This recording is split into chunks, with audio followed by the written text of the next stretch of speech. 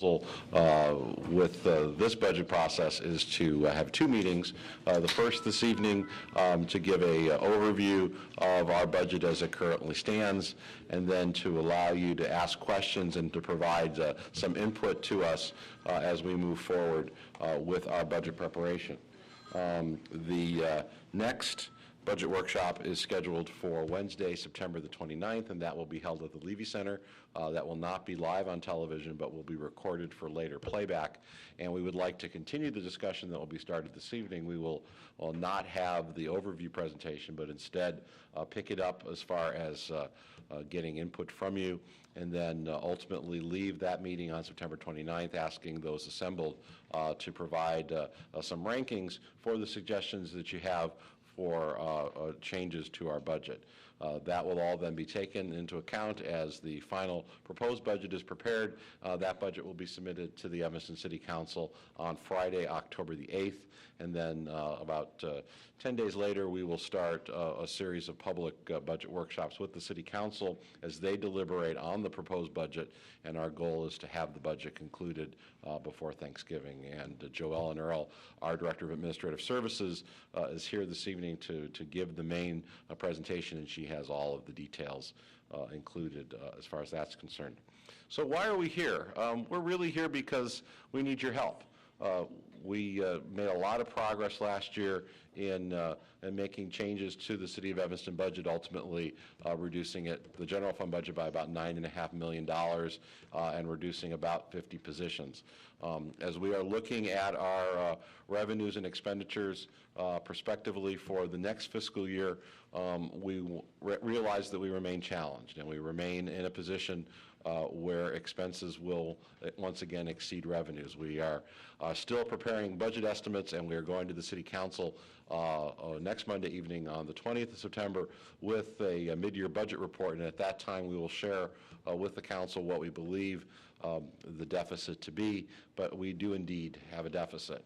And so we're really reaching out to the members of the community to say what's important, what's not important, what are opportunities for reductions, what are opportunities for additional revenue enhancements that you think make sense, tax revenue enhancements, non-tax revenue enhancements. Many of you know I spent most of my professional career up till now in the state of California, and there really weren't tax revenue enhancements. So my bias, I think, is to find opportunities that aren't tax-based, but other ways to bring additional revenue to the city of Evanston. So really, we hope over these two evenings, this evening and on the 29th of September, we just need your help. You know Evanston well. Many of you have been here for a long, long time. We really want to pick your brains to see what opportunities are there that we can incorporate into the proposed budget that the City Council will be getting on the 8th of October to be able to balance the budget, but at the same time make sure that we provide the excellent quality municipal services that everyone has come to expect here in the city of Evanston. So we're really here asking your help. As far as other preliminaries go, we will use the internet, not only to help those of you who come to the meetings in person, but also for those who are at home watching on television, for those who can't otherwise participate. We will put this presentation up. We will put any notes, comments that are made this evening up. Ultimately, after the meeting on the 29th, we'll have an opportunity for the community to weigh in on the suggestions that were made here. We did that last year with the process and gave the community 4 or 5 days in a fairly highly publicized, intense period to provide some additional feedback. So we will do that between the 29th of September and the beginning of that first week in October, and we hope to use that first weekend in October to really help get the word out for people who have not been able to come and participate in these two meetings to let us know their thoughts with the rankings that come out of these meetings on the internet. So again, thank you for taking time. For those of you, and believe it or not, there are probably a half a dozen of you in this room that participated, and if not all 5 meetings last year, most of the 5 meetings last year. So thank you for those who have come out again. We hope that these two meetings will be a little less painful from a process standpoint and really allow us to drill down more quickly to issues of substance as to what we can do to change the budget. Before I introduce Joellen Earl, our Director of Administrative Services, are there any initial questions from anyone about the process or about what we hope to accomplish over this meeting and the meeting on the 29th? Great. One of the suggestions that was made during the budget process last year was that we look at consolidation of services within the city. And from that came a consolidation of our administrative functions, where we had before a separate Department of Finance, a separate Department of Human Resources, and other administrative functions that were scattered around in various other parts of the city. In order to save a department director position, we consolidated those administrative functions into one department, our Department of Administrative Services. So while Mr. Lyons, the Assistant City Manager, retains the title of City Treasurer, and that has some larger fiduciary responsibilities, not only to the City of Evanston, but to the police and fire pension funds, we have taken the finance function, the human resources function, the information technology function, and our parking enforcement, parking operations function, and combined it into one department. And Joellen Earl, who has served the city for several years as Human Resources Director, has stepped forward and since last March has been our Director of Administrative Services. So she is now the one responsible with her staff for the budget process. So she has a presentation which we think will take, what, about half an hour? 40 minutes to walk through of where we are with the current budget, and then at the conclusion of her presentation, we'll take some feedback from you. We hope to be out by 9 o'clock. Council went late last night, as many of you know, so if we can get everybody home relatively early tonight, that would be a great goal. So with that, let me introduce Joellen Earl, our Director of Administrative Services.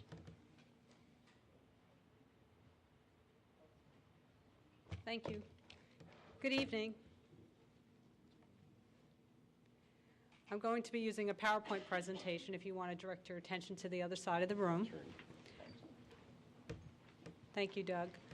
There are some copies outside on a table, and we do have an extra copy if we need to make a few more.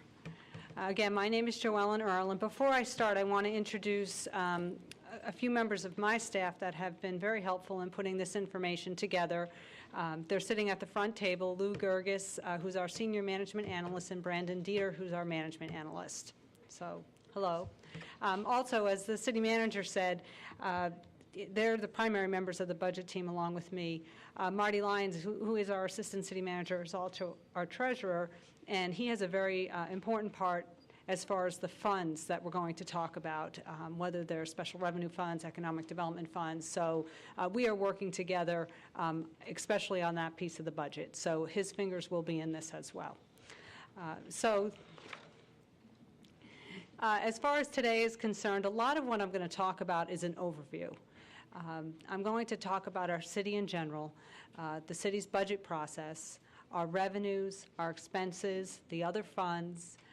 I'm also going to talk about what happened last year. As the city manager said, we went through a process last year with the citizens over 5 meetings. And during that time, many people came forward with a lot of suggestions on what we could do in order to deal with our budget situation. So I've included that in the presentation to show what was discussed last year and actually how did we do with those suggestions. I'm going to talk about the current budget challenges, and then we will open it up for questions, thoughts, and discussion. So just some facts about our city.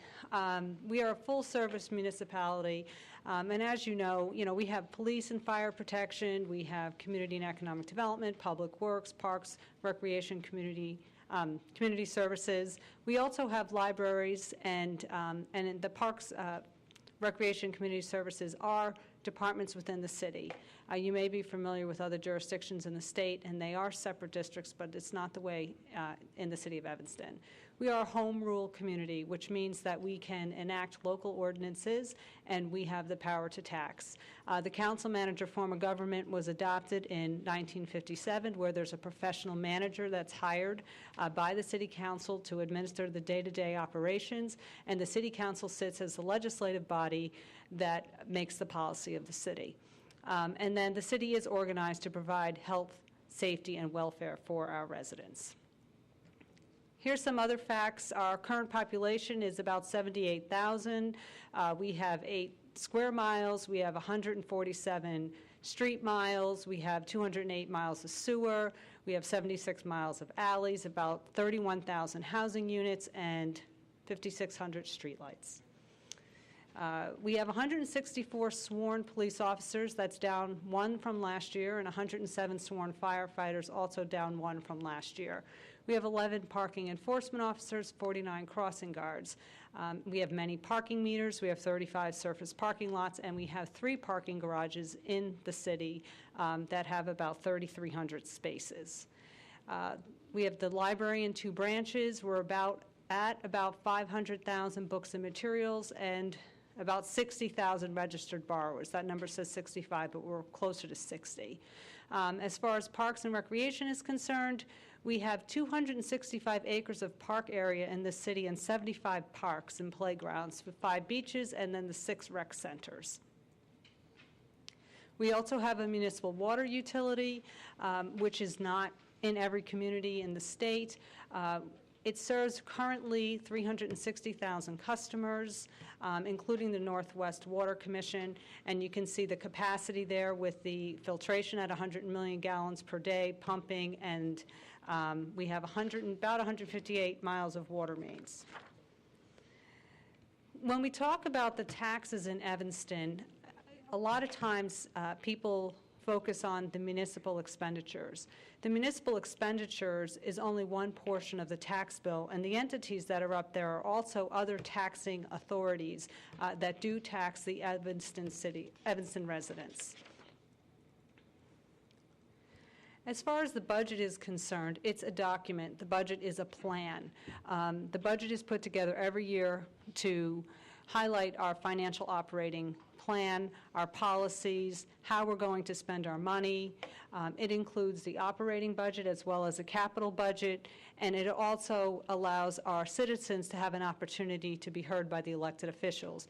The city manager highlighted the fact that we have several community workshops that will be occurring. There's also a public hearing that is as part of the budget process, and then there's many discussions where the citizens can come forward and make comments as well. There's many funds in the budget, and I talked a little bit about this with the treasurer.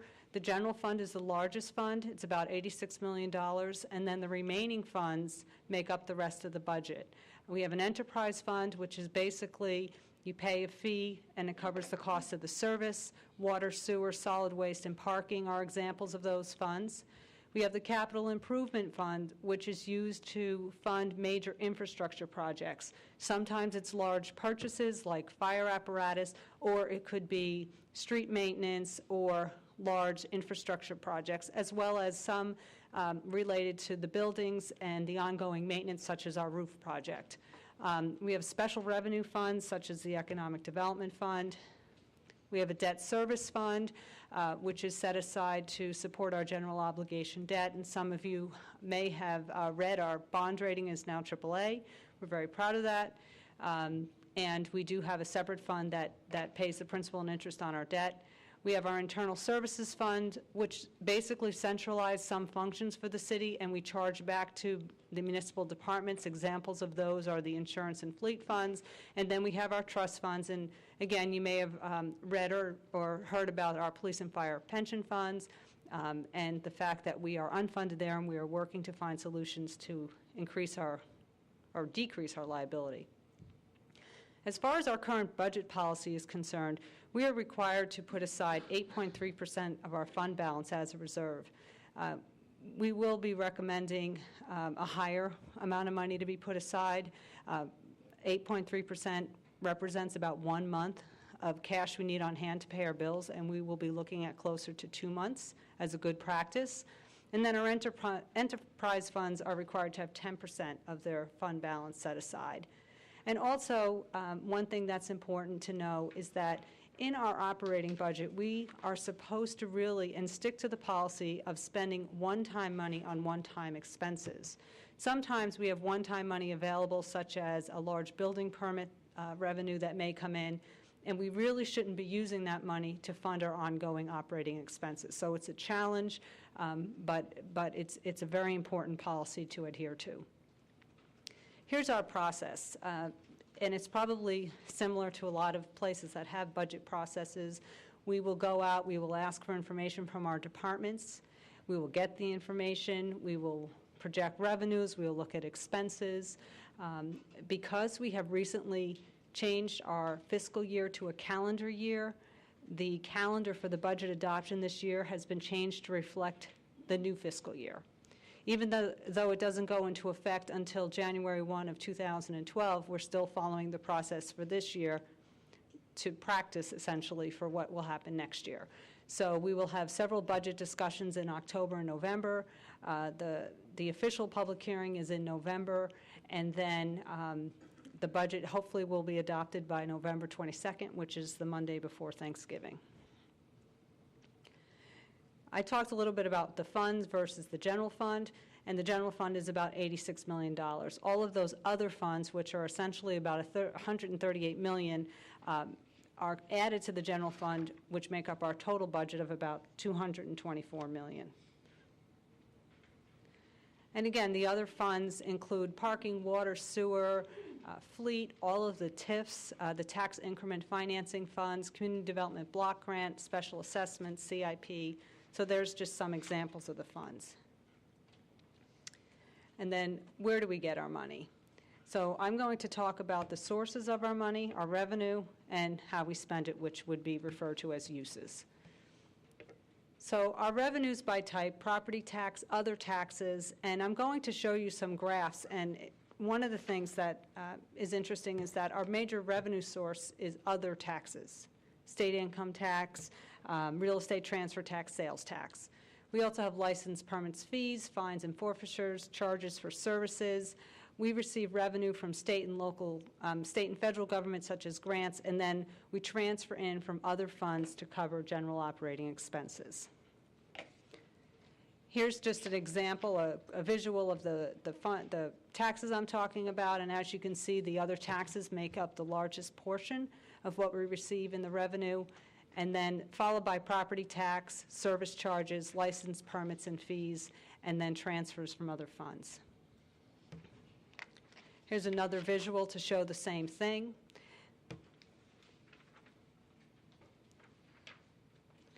And here's the pie chart that visualizes the property tax bill.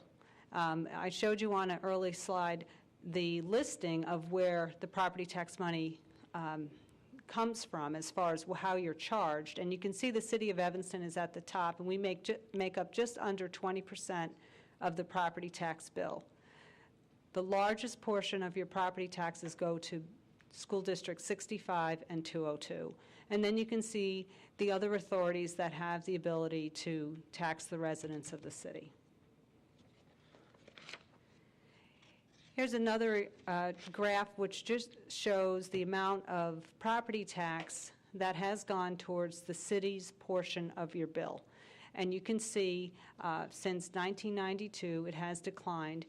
It has come up a little bit in recent years, and one thing to keep in mind, at least in the past 2 years, the City Council has held the property tax flat for general fund operating expenses, but has raised the property tax a little bit for the pension fund.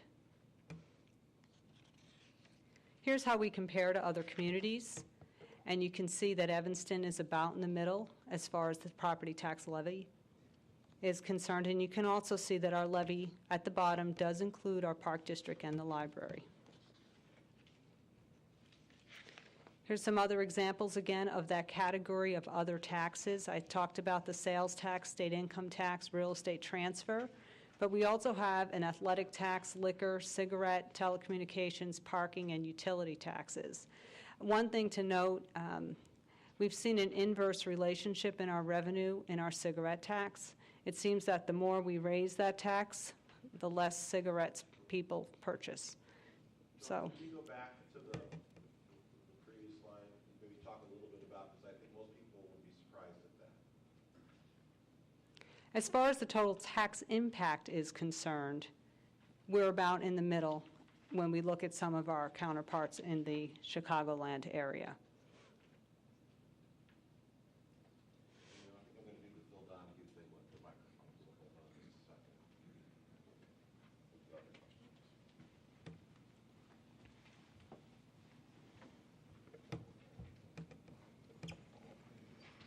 And probably another important point is the part on the bottom, that for this purpose, the tax levy equals the municipal tax levy plus a park district tax levy plus a library fund tax levy. So in the instance of Evanston, as we stand here today, that is all one piece, where in other communities, I think perhaps Skokie comes to mind, it is all three. So there are separate levies for a park district, separate levy for a library fund, where here in Evanston it's currently all one levy. There was a question, yes? Yes. I've seen this chart before, and I've tried to develop this on a per capita basis, and I was wondering if you could develop it on a per capita basis, because I think Evanston does not fall in the middle. Okay. So we'll take, the other thing that we'll do then, as far as tonight, is if there are questions that you have that we don't have the ability to answer right away, we'll start the next workshop with that. So we'll put together a package of information of the questions. We'll get that out ahead of time, and then we'll start with just a brief presentation on the 29th with answers to questions. Mr. Lyons, I think, had a comment. Just one of the other issues that we've talked about a lot over the last year is our pensions. And if you were to take the amount of the unfunded liability in our pensions, or in the case of the levy, we're probably putting about $8 million or more into our unfunded liability portion. In other words, our normal cost for pensions is much lower than the $14–16 million, that range we're in right now. So pulling that back out, our rate for ongoing costs is much lower than would be represented on this page, because that does include our pension levies. And I'm not quite, the other part might be, is you can also, we didn't do it in here, I don't believe any of these folks have fire protection districts, but those that would have a separate levy for that, and it wouldn't be in the municipality. So we'll slice and dice a little bit. A couple of other questions. Yeah, I'm wondering if you're using the library fund for each of these communities? Is that correct? If there is one, and I would imagine there probably is in each of those communities. Okay, then another thing maybe to look at with these towns is see what their pension liabilities are also. Sure. On a per capita basis, would that be helpful? Per capita or gross? Okay, very good.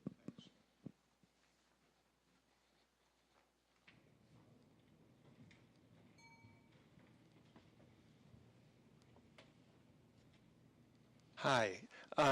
Context is always important, and so I was wondering if perhaps in addition to the per capita, I'm more curious to know what the taxes would be per property unit, because we are talking about property taxes here. Mm-hmm. So to have an understanding of how much tax per property probably would be more of a context. And we're happy to do all the above. So we'll come up with a model property based on a certain value and have that. All right. Let's move on. I think you were on the next slide, which was the tax piece. Maybe to go back to that one slide, just to to kind of linger on this. One of the good parts about the city of Evanston's fiscal situation is the breadth in which we have different revenues. So when you look at that and think about the different commodities that are touched here, in some communities that's a much smaller, much more narrow list of things, and I guess people can agree or disagree on the merits of that, but I think from a fiscal stability standpoint, from the city of Evanston's perspective, it's a good thing that we have multiple revenue sources. Clearly, our friends in Schaumburg and Arlington Heights probably don't have an athletic tax. That's primarily on Northwestern University events. But if you look at some of these others, and we've done some work in the council, next Monday evening we're going to give them a report looking at various tax issues, and I think we'll share with them where we stand on some of these compared to our neighboring communities. So it's a broad breadth of revenues, and I think over time is very helpful to the city of Evanston to have that. One item I don't see on there is the Illinois personal property replacement tax. I do have the figures, I don't have it in here. But these are just examples. I see. So Brandon's you've got the list running there, don't you? So that's number 3. Could you let us know what that is and where that goes? And it's a general purpose fund, isn't it? So it goes into the general fund, but we can get the numbers, the specific numbers. I think it goes to police and fire pension and general fund. Okay, we'll give a complete answer. And before the next- information, at the beginning of the budget online, we'll get it for you, but there is a exhaustive list of all of the revenues from all of these various sources that I'm talking about. So I really am just extracting examples. But again, we're here asking for your help. If there's bits of information that would be helpful to pull out, we're happy to do it. I see that the telecommunications tax is a substantial revenue source, but I also know telecommunications means a lot of things. Cellular phones, it could mean voice over IP, internet-type telephones. So I'm a little bit curious to know a little bit more about that and how that may have changed with changes in technology. Okay, this is not the cable franchise fee. So that is not in the tax. That's a charge, that's a fee for service. We're just talking about taxes here, but we can give you the exact list of what's contained in this revenue estimate. Okay? Another question? You're okay with questions, aren't you? You're okay doing questions in the middle? We should have. Yeah, sure.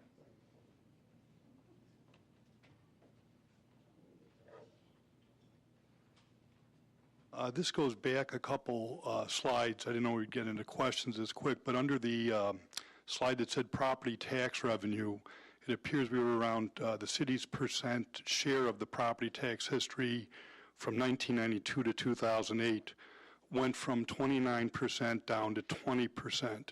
And if Marty or somebody could explain the relationship of that in conjunction with the history of the TIFs, which are frozen for 23 years with the EAV. I'd appreciate that. Marty, you want to take a stab at it?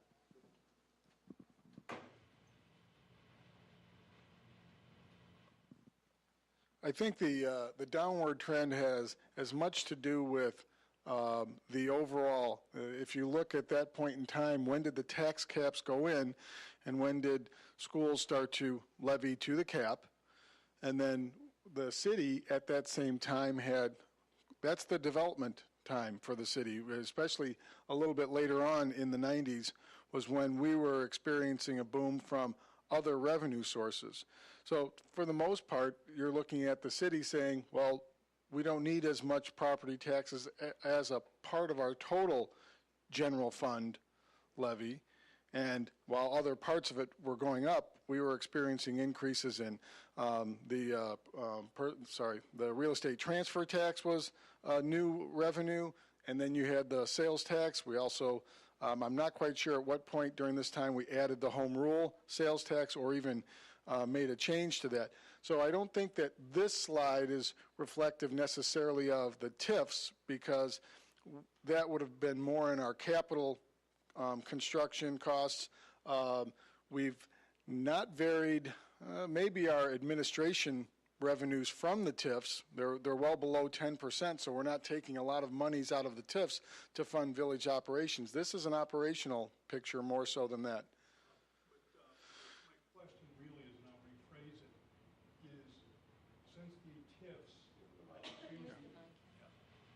is since the TIFs freeze the equalized assessed value for 23 years, if you look at the other taxing districts on a citizen's property tax bill, those inevitably, if those districts need money, they will raise taxes. And that's what I'm trying to establish the relationship to. And it might not be then this slide, but the one where we went over what all those other districts were.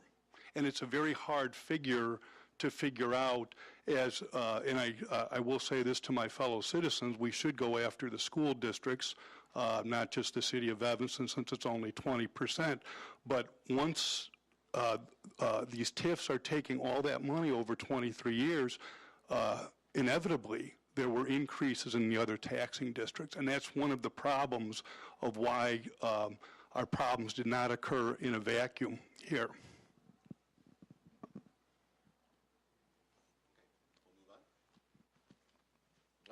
question? And then we'll move on.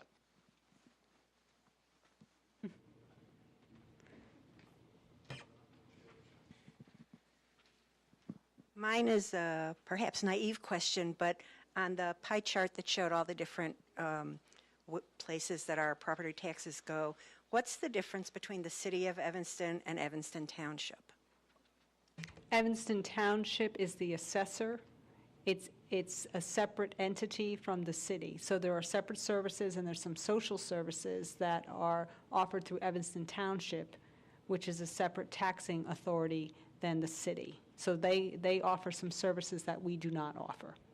So township government in Illinois, and I forget, is it 1,400, 1,300? Bill Smith's nodding, so about 1,400.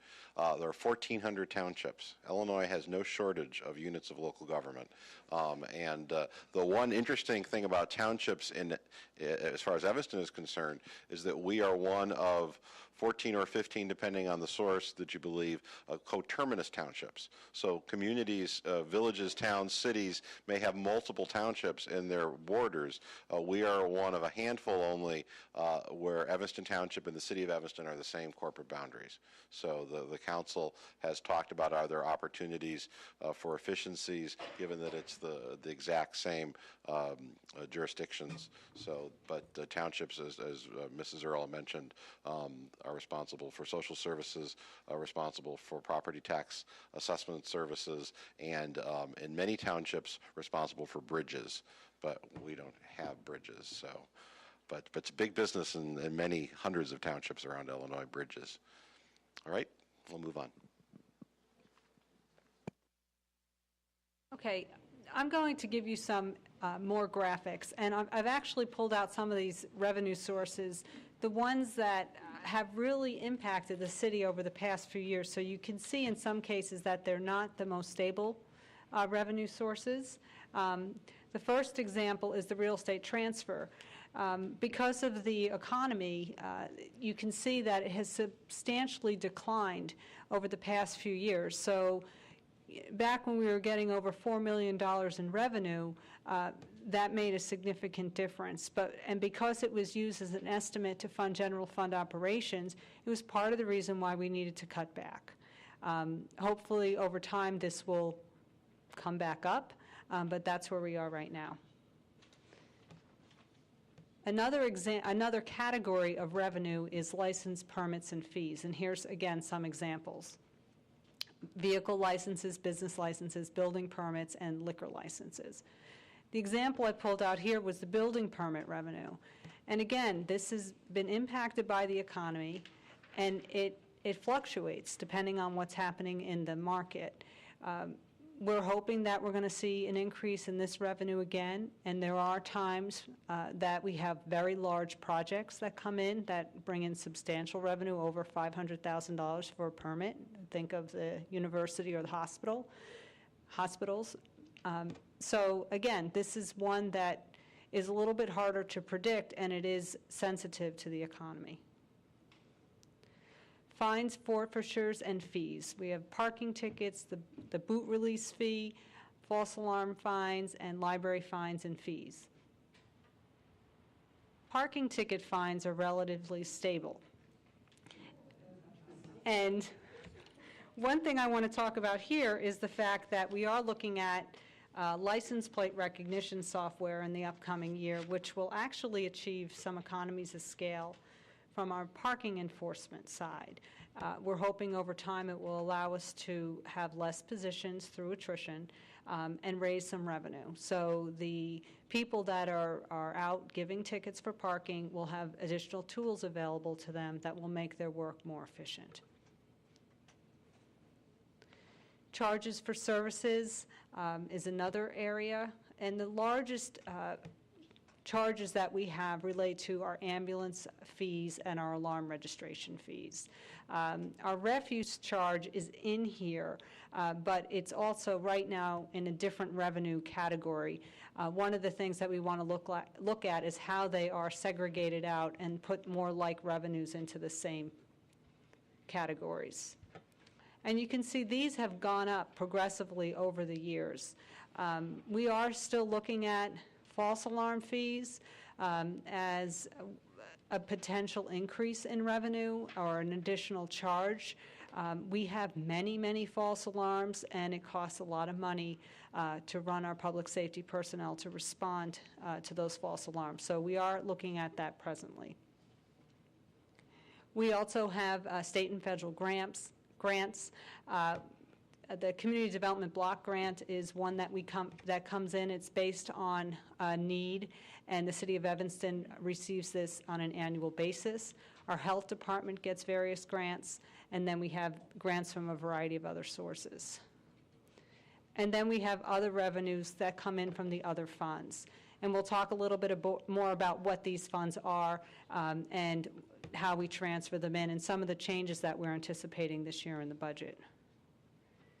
And then our uses, how do we spend our money? So we have sources, and then we have our uses. This is very common in municipalities. The vast majority of our money is spent on personnel, followed by services and supplies, and then it falls off when we look at our capital outlay, insurance, and our community-sponsored organizations. Here's just a graphic example of where we spend our money. Again, you can see the vast majority of it is for personnel. This is by department. The city council is up at the top, and the police department is down at the bottom as far as the amount of money that's... Yes, I'm sorry, I didn't mean anything by that. The city council has the smallest budget, and the police department has the largest budget. Quick question? Yes. Hold on, you're on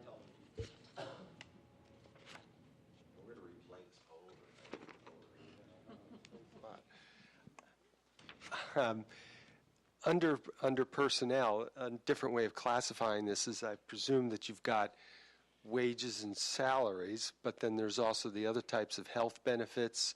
There's also the pension costs as well, and I would presume that that's included in the 75%.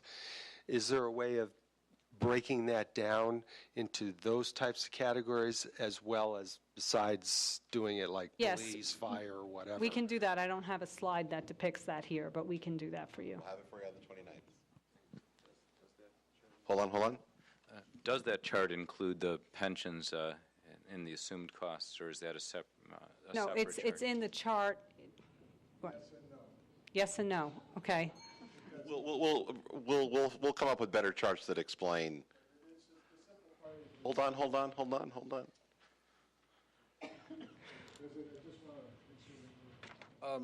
IMRF pensions, because it's an external agency, Illinois Municipal Retirement Fund for the non-sworn, so non-police and fire staff, that's in here. But we are required to keep the police and fire pension funds because we administer them as trust funds.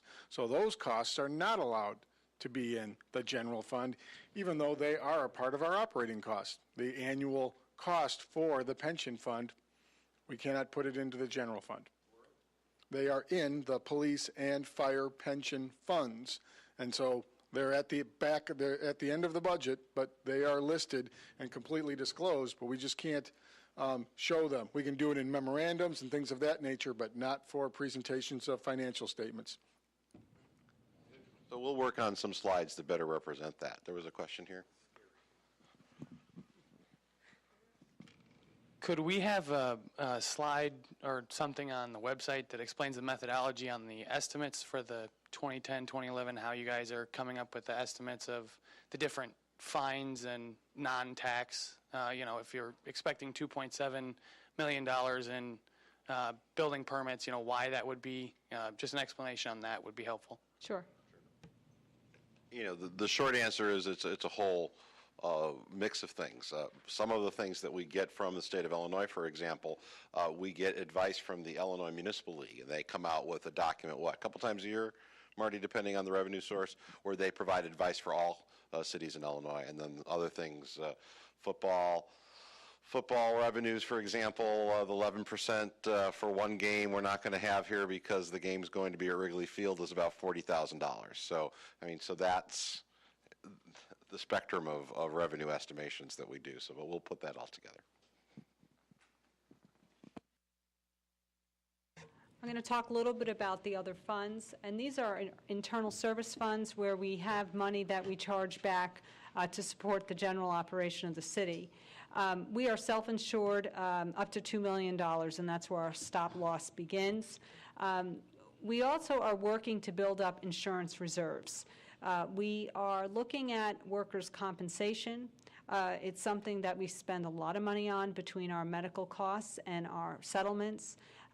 And a lot of that is just because of the nature of what we do. We have a lot of people, and a lot of their jobs are very physical. One of the things that we've done in order to help with the workers' compensation is we're charging back to departments. We also are bringing in and transferring in funds when people are on paid leave off. And then that money that comes out of the salary line items will fall to the bottom line of the insurance fund. So that's a strategy to start to put some money into this fund to help stabilize long term. As far as health insurance is concerned, last year we entered into an intergovernmental agreement with the Intergovernmental Personnel Benefits Cooperative. And what's that? The IPBC, the Intergovernmental Personnel Benefits Cooperative. It's a health insurance pool. There's about 50 municipalities in it, and we're buying our health insurance from it. And what we found this year is that we are already building reserves over the first year. On the HMO side, because it's truly a pooled risk, we've received a benefit from that, which is going into our reserve at the IPBC. And on the PPO side, our claims are less than what we've actually paid out. That is fully self-insured, and we'll also start to build a reserve there as well. It's not that much money, but it's a start, and the objective by entering into this pool is to stabilize costs long term.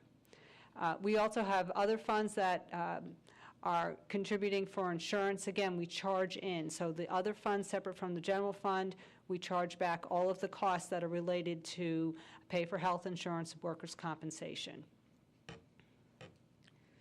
The Fleet Services Fund is a separate fund. Again, all of the departments contribute to this fund in order to pay for vehicles and maintenance. The primary departments that contribute to this fund are our public safety departments, public works, water and sewer. We are looking again at establishing reserves in this fund.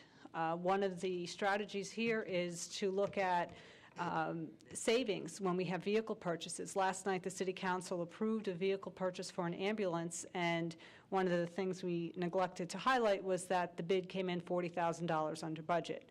So we're working with the fleet staff in order to make sure we turn that savings back into the fleet fund. So again, over time we can stabilize our costs and we can pay as you go, if you will, for vehicle purchase. Not for all of them, but we're certainly trying to work that way. We also have a fleet that is older than we would like. So it's causing us to have additional costs for maintenance. And one of the other things that we're going to be doing in the upcoming year, and actually we're starting in the next few weeks, is a comprehensive look at our fleet.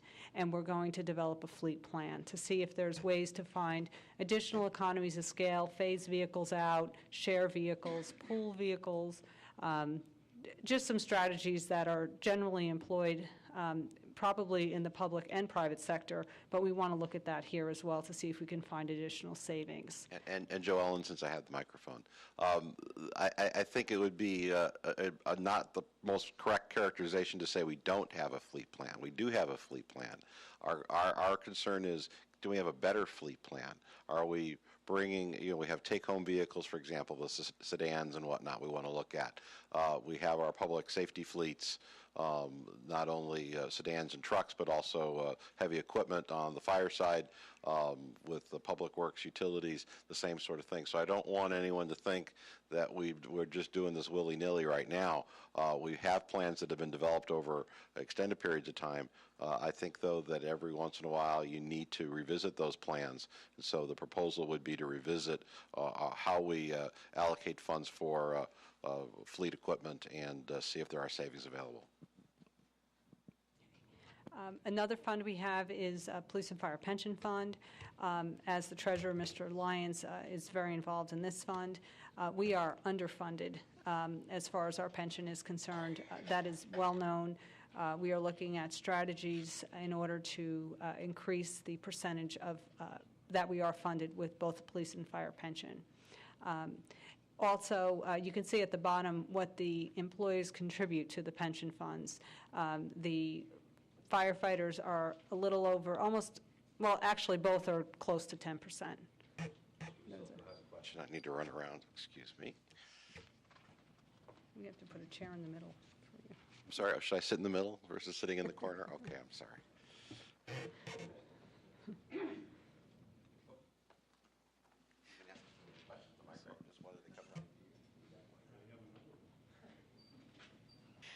I guess my question is, based on the presentation that was made last night by the Northwestern professor, which numbers are you going to be using? I mean, he was saying that basically we're using more favorable numbers in our underfunded amount than what he was up at 300 or 500 million underfunded. We're going to include the presentation for those of you who might not have seen it last night at the council. An economics professor at the Kellogg School, Jonathan Rao, is a national expert on public pension funding, and he suggested that we look at some different assumptions than we currently are looking at. And Mr. Lyons, I think we're pretty well fixed for the next year with the assumptions that the council's adopted, but I think the council has made it clear that they want to continue to revisit those numbers.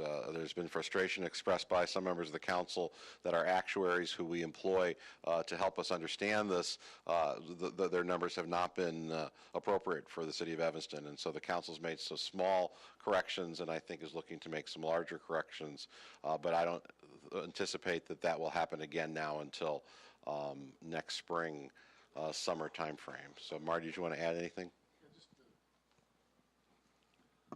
One bit of good news, the police and fire only represents about 45–50% of our employees. IMRF, the Illinois Municipal Retirement Fund, did take a big hit in their investment portfolio in 2008, but they've recovered and they're back up over 80% funded. They were 101, 102% funded when that market issue happened in October of 2008, and they're moving back towards that level, and they are using a 7 to, actually they're using about a 7.5% and 8% assumption, and they've been getting that rate of return in a lot of cases, but they're able to invest completely in equities because they're such a large fund where the police and fire can't. And just one other thing, if one point from the discussion last night, if all of our pension funds nationwide moved into treasury bills, into a risk-free environment, the impact on the stock market would be quite an issue for our economy. So it is interesting to see that analysis, but the actuary is a good word, incremental. This is a long-term approach, and we did present the council with options as far as looking at continuing to move down, so to make sure we're being responsible. I'm wondering, for the pension funds, if we could get a graph that shows the increase in the amount of the liability over, say, the last 20 years? Sure. Under the Fleet Services Fund, and my memory might be faulty, but I don't think so, during last year's citizen budget workshops, we had the same line: city has been keeping many vehicles and equipment longer than recommended useful life, causing increased maintenance needs. I'm pretty sure there was $10 million in last year's budget, just off the top of my head, and I have seen a number of city vehicles that are nice and new. It's as far as the question of priorities, what's interesting is if it was $10 million, we spent it on that, and we're here, putting that same line in. And I would just say, in a question of priorities, we only needed $460,000 to fund our branch libraries, and we threw that out. So I just want to make that comment. The fleet fund was not funded at $10 million. We actually cut an additional $1 million and brought it down to 1.4. The other thing that we've done this year in order to save money is we've actually leased some vehicles rather than replace them, because we only need them for a short period of time in the season, during the construction season. So those vehicles have been relinquished because we only needed them for a short period of time. One of the things that we're doing this year is we will not be able to expend all of the money that we have for fleet purchases, and in the present year we have $1.7 million. So we are going to carry over the $500,000 we know we're not going to spend, because we do need to replace the vehicles that are on the list into next year, as again, a strategy to try and keep money in the fleet fund so we can keep up with this. And I think the question was more on the maintenance side, as well as what I heard, and we can provide information, current year, maybe last year, current year, proposed for next year on the maintenance side. But you had another point. Yeah. No, I think what my question is how much was spent in last year's budget or dedicated to new vehicle purchases? I thought that was $10 million. No. What we'll do is we'll give you two numbers. We'll give you the set of numbers on purchases. We'll give you a set of numbers on maintenance. So last fiscal year, current year, and what we're proposing for next year. I know also on the maintenance side that we had 3 shifts of staff that were maintaining vehicles, and we reduced that to 2 shifts. And there were a few of the layoffs were involving folks that were maintaining on that second shift. So the amount of work, I think, was only in a small way diminished. It was a matter of the convenience for employees. So some vehicles sat overnight before they could be serviced, where before they were being taken care of early morning through late evening. Okay, great. Parking fund, we have a parking fund that is for the purpose of the garages, the 3 garages that we have on Church, Maple, and Sherman, as well as the 35 surface lots. There is a parking committee that works on the rate structure. One of the challenges they have is making sure that the rates that they set are competitive, and they will continue to draw people to the downtown for shopping, eating, or whatever else they would like to do while they're in downtown Evanston. We also have a subsidy from the TIF funds, and unfortunately, because if we did not have that subsidy, we would not be able to operate the parking fund with the money that we're receiving from the revenue from the lots and the garages. Moment, please. No, but you're on television. We're going to play this back a lot. You've become a celebrity because people are going to see this on Channel 16 all fall long. About that. Okay, here, well, there you go. Okay, my question is, on these parking garages, why are they free? The first hour or 2 hours, there's no charge, which makes absolutely no sense to me. I mean, people are going to come into the city of Evanston to shop regardless. It's not like downtown Chicago where they're charging $18 or $20 for the first hour. Why wouldn't they charge $1 or $2 from the get-go? I mean, I think we'll take that as suggestion number 1 for the evening. I mean, it's just it's asinine. Well, I don't get it. the reason is economic development. The reason is that there's a school of thought that says by making parking free, it encourages people to come downtown for the small transaction. Where you're not. It's a school of thought. I didn't say that it's a school of thought that's shared by everyone. But I think Brandon will. You have the perfect fix? Great. What is the perfect fix?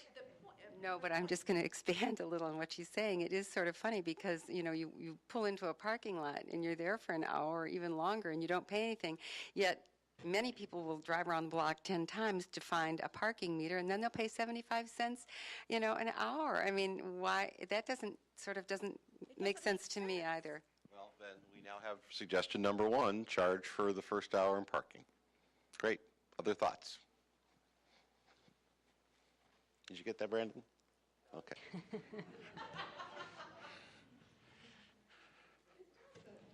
That's why you're here. We want good ideas.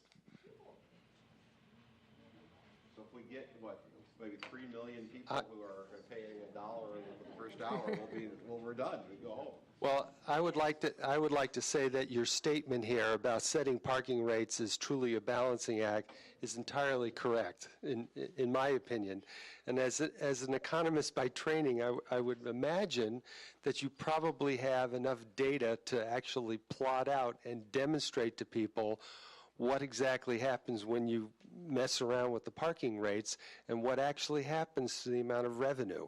I think an example, a similar analogy would be with the cigarette tax. If you raise the cigarette tax, you're not necessarily going to raise more money because people will stop smoking. Same thing with the parking as well. So I would request perhaps to help people understand this issue that you might have a little bit more data on the relationship between the two. The same thing applies also to the water rates too, where water rates have been raised, yet at the same time not as much money has been raised because people wind up not using as much water. I can understand what you're saying if people were paying for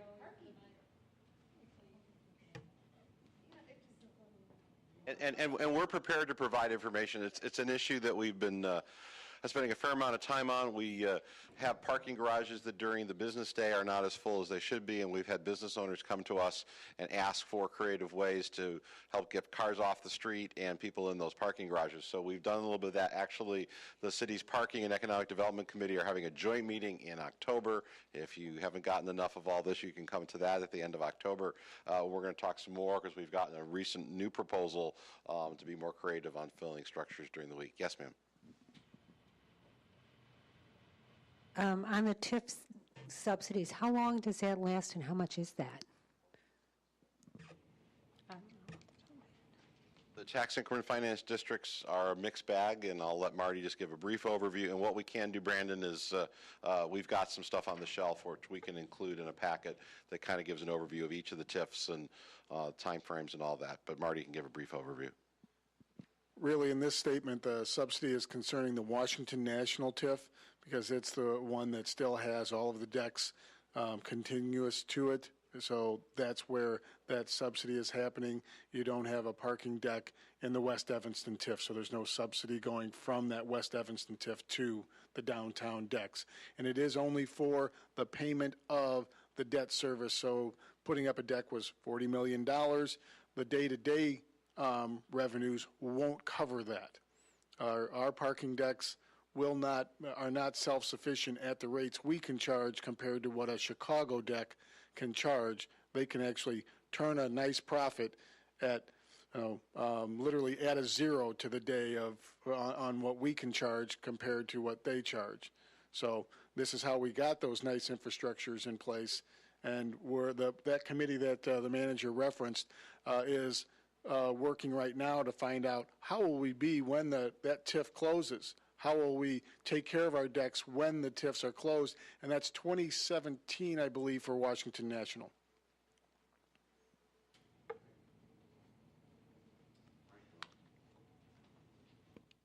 Okay, the water and sewer funds. I talked a little bit about the water and sewer funds as an enterprise fund. These are self-supporting in theory because their rates are charged to fund all of the operations, not only the operating costs but the capital costs. They relate to the pumping, filtration, distribution, meters, and all water distribution expenses. The sewer funds account for expenses related to the removal but not the cleaning of the used water. We do sell our water to outside entities, the Northwest Water Commission and Skokie. We also have our residents that pay the sewer fee. We have our capital projects funded through the IEPA, which is the Illinois EPA, at zero interest loans. And there will be a discussion of water and sewer rates in the near future, I believe, at the council meeting on the 27th. Question? Oh, a comment. Okay. I don't know we're taking comments. So do my cheeks get less chubby in the next cartoon?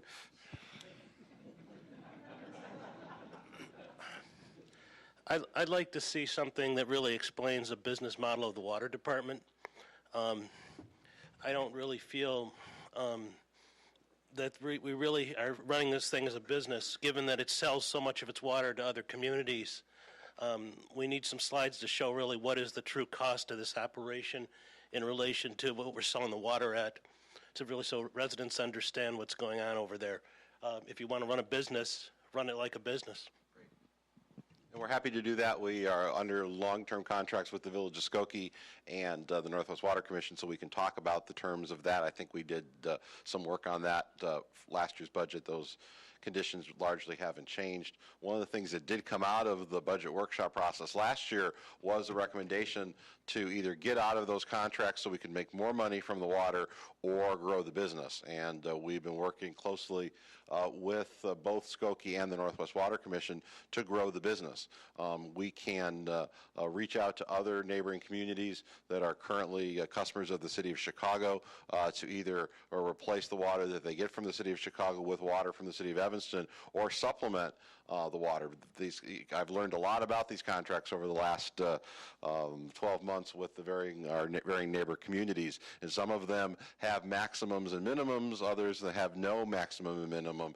And as the City of Chicago continues to raise its rates on water, they're very interested in getting cheaper water from Evanston, but at a rate that would still be very advantageous to us, above the rate that we currently sell water to Skokie and the Northwest Water Commission. So we have made some progress there. The Northwest Water Commission is looking to grow their business, to sell water to adjacent communities to their infrastructure, and we have ongoing discussions with the Village of Skokie to see if we could run water through the Village of Skokie to other communities that they touch, such as the villages of Niles, Morton Grove, and Lincolnwood.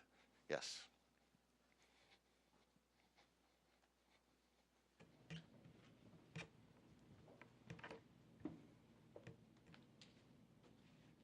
Hi. I noticed that only Evanston residents pay the sewer fee, and that pays for a very nice new storm sewer system. Does it literally stop at Evanston's borders? Are there any surrounding communities that, in a sense, are able to get rid of some of their storm water through our sewers in any way, or perhaps is that another revenue source in a way, if you will, if we have a much more modern infrastructure than, say, some of the surrounding communities? I think we have another new suggestion, and that may be to look and see if there are opportunities to use our collection system with some of our neighbors. The utility director is saying no, so I'll have him tell us why we could not do that.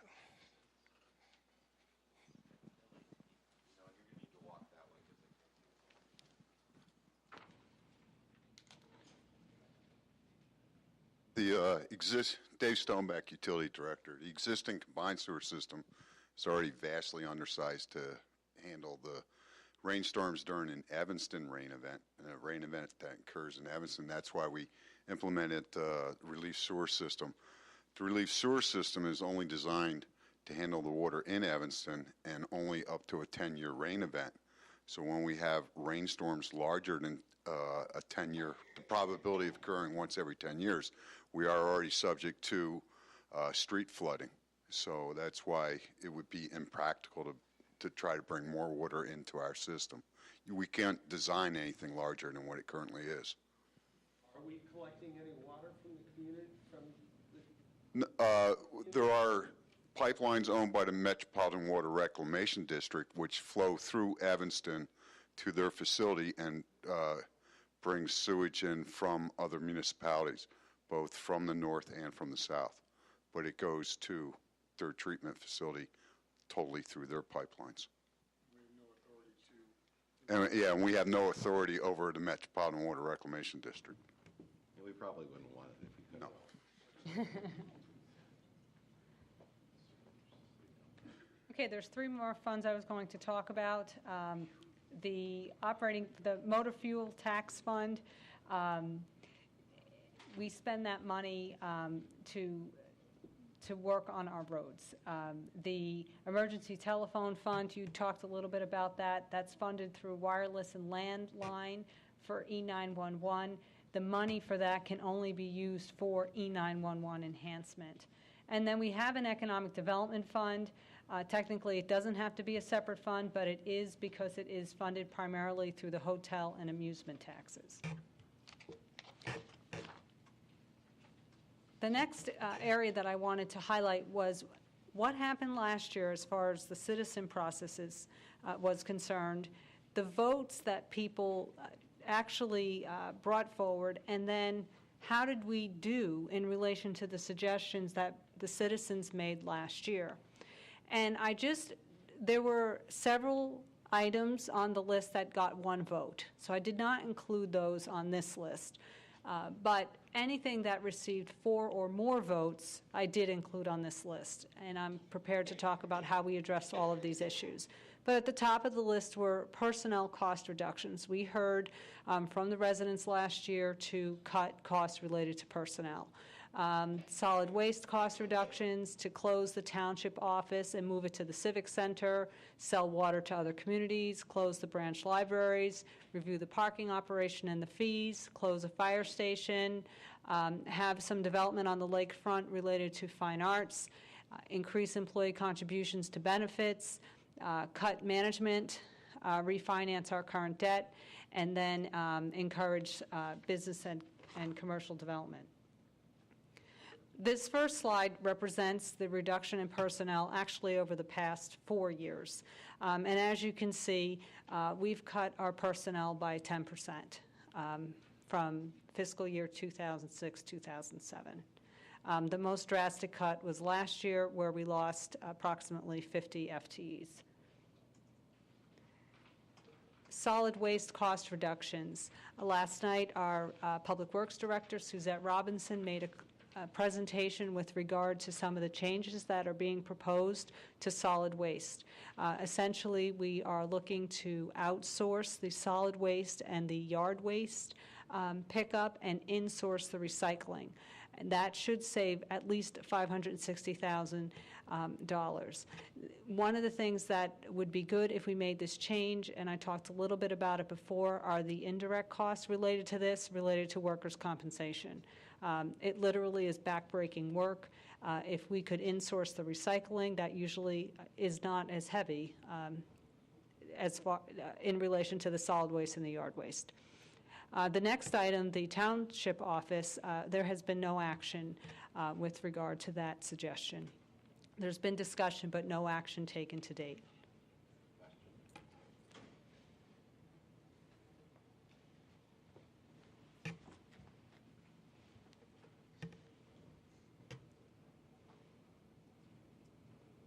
Our township offices, township assessor, and township supervisor? Yes. Could we get the rents that they pay? Sure. And for maybe 5 years back? Sure.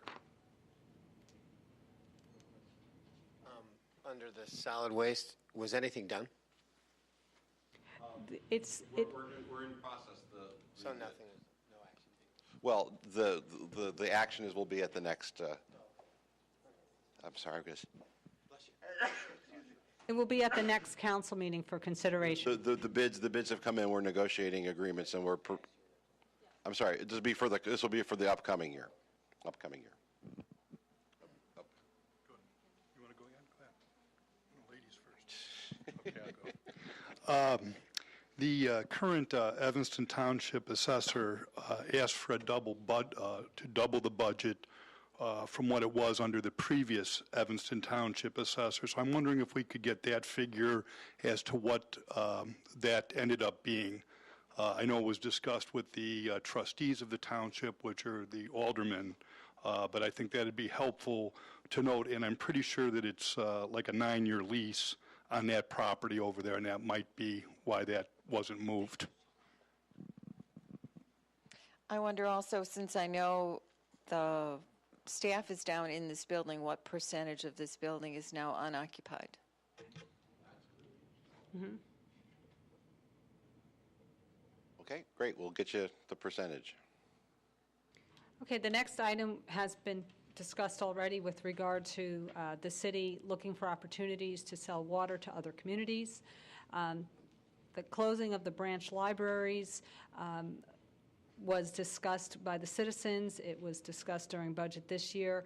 The branch libraries were funded for the 6 months. The citizens came forward and raised the money to keep them open for the additional 6 months of the fiscal year, and the City Council and the Library Board are looking at long-term solutions for library funding. The parking operations and fees, the one thing that I talked about there is the new software. I did show you the slide as far as the fines are concerned, and we're hoping to enhance collections there. So that is a continuous discussion as far as all of the fees that are charged for parking, the fines related to parking violations.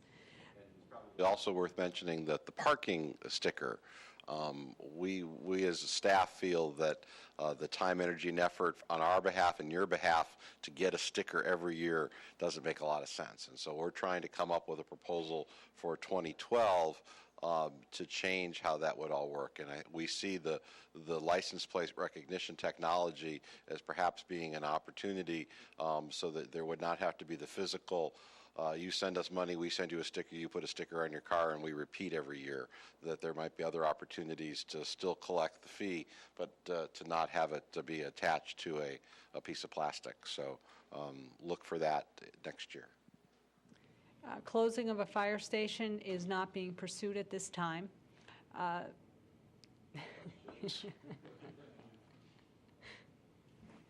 understand there's about a 20-year-old study that recommends that 3 fire stations are adequate for the city. I wonder if somebody could dig that out. And this might be premature, but I read somewhere that the new contract for the firefighters union is alleged to make it difficult to cut the staffing levels of the fire department from the city's perspective. So if maybe Wally could address that. The City Council last night approved a 2-year agreement with the Evanston Firefighters Union. As part of that agreement, for the term of the agreement only, there is a mechanism in place for a meet and confer process on any changes in staffing. That language is only good for the length of the contract that was approved last night, which is through the end of next year, and then it resets back to what it has been previously. It was offered in exchange for a 0 wage adjustment in fiscal 09-10. And that all of our, when we talk about savings and personnel costs, all of our employee groups took a 0 in the current year, except the senior management of the city, which took a 5% reduction. And I'm going to talk a little bit more about that when I get further down. The fine arts development on the lakefront, we do have a lakefront master plan, but a waterfront arts venue is not envisioned in the plan.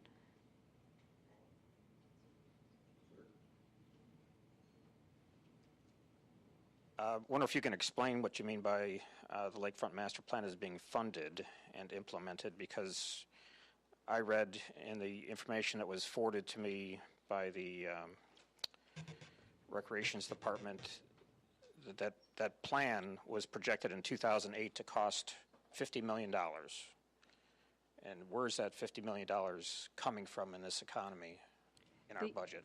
In the present year, we have $2.2 million funded for implementation of a portion of the lakefront master plan. I think that the operative is funded versus fully funded. Yes. It's not fully funded. Just as a follow-up, and maybe it's more appropriate at the next meeting on the 29th, I would like the opportunity to set up an area where people can more fully understand what's been proposed along the lakefront for convention center type facilities, performing arts facilities, hotel, restaurant, etc. Question.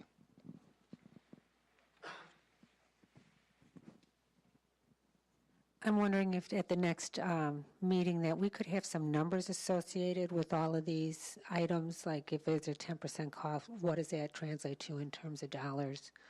Sure, absolutely. Thank you. We'll get We'll get the I number. think it's about $5,000 a pay period. For all of them, but for the next one that I'm going to talk about is the increase the employee benefits. The reason why it says the majority is that the majority, except for one bargaining unit, which only has 19 people, are paying more. And that bargaining unit actually did have a change in one piece of the health insurance. So it would not be true to say all employees. We'll get a cumulative number. Well, yes. Go ahead. Just a quick question on that waterfront. You say $2.2 million has been funded for improvements. What are those improvements? Unless, Doug, you want to give a quick answer, or we can just the bike path? Half of that is a grant from the state, the other half is the city, and it's the new bike path from Lee Street to Clark Street. Could you reference what it actually came in at versus what was budgeted? It came in at 1.2 million instead of 2.2 million? Total, yes. So the actual. Say that on the microphone.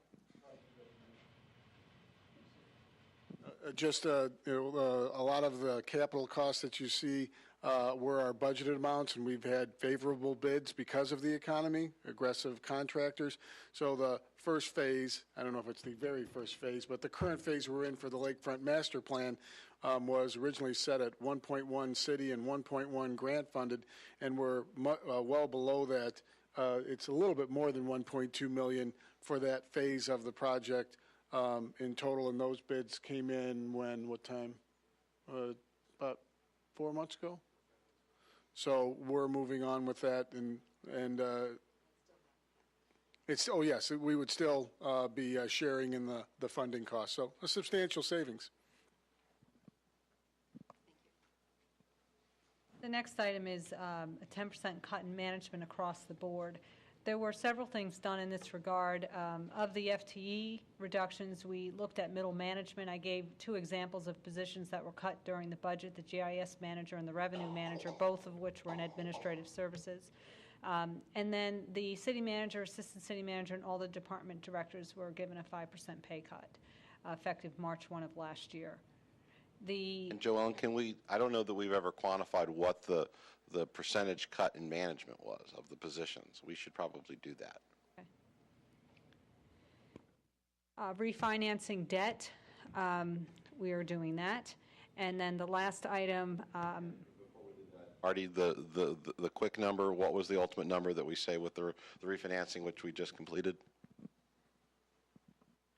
We just completed refinancing our debt for the IMRF early retirement initiative, and the number was approximately $1.9 million over the 9-year life of the bonds. So that's going from a 7.5% interest rate that IMRF was charging down to a 2.7% interest rate. So it was a very good move as far as paying less interest on the liability.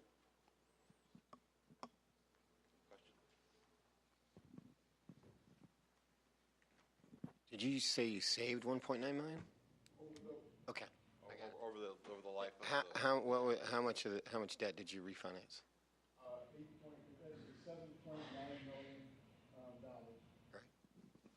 The answer was $7.9 million, and the annual savings to the city was approximately? $200,000 a year annual over the 9. So adjustable, but in the coming year, it would have been about $200,000 for a full 12 months. Yeah. So we haven't really talked about the whole 10-month, 12-month thing, but Getting to that. we're going to do that. Okay. Yes.